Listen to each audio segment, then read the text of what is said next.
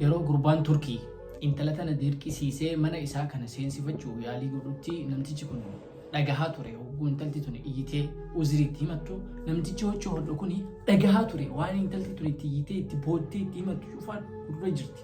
Amma maal godha jedhee yaade namtichi kun dhaqeetiin harkaa baasa jedhee dhaqee mana namticha kanaa dhaqee intala tana gadhiisuu qabdaa kunoo uzirii baay'ee sitti himattee maasiyaa guddaa itti dalaguuf deemta intala tana dhiisi jedhee maraafuu anillee mormii baay'ee irratti taasise intala argachuu hin dandeenye hamma harkaa walitti deemnee innillee na dhahu takka geenne mataa keessaa waraana wayiitiin na dha'ee jedhe dhiiga narraa dhangalaase akkasitti manatti deebi'ee jedhe walumaa galatti.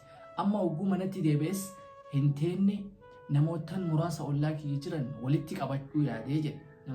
Namoota muraasa walitti qabadheetiin dhaqeetiin mana namticha kanaa intala tana harkaa baasuu qabnaa jedheetiin dhaqee uummata kana walitti qabee qajeellee jedhama. Hogguu mana namtichaa dhufnetti ammas namtichi gabrootan isaa nutti yaasuudhaan namtichi haftaamii abbaa qabeenya abbaa taayitaa waan ta'eef gabrootan qaba.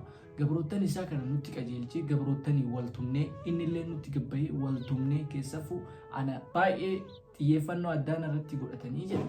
Hogguu kanatti tumamee uummanni na waliin jirullee anis tumamneetiin salphinaan gara mana keenyaa dichaanee jedhe osoo intalallee argatiin gara kaaniin tumamnee dhiignillee nurraa yaa'ee hedduu takka salphannee mana keenyatti dichaanee jedhe.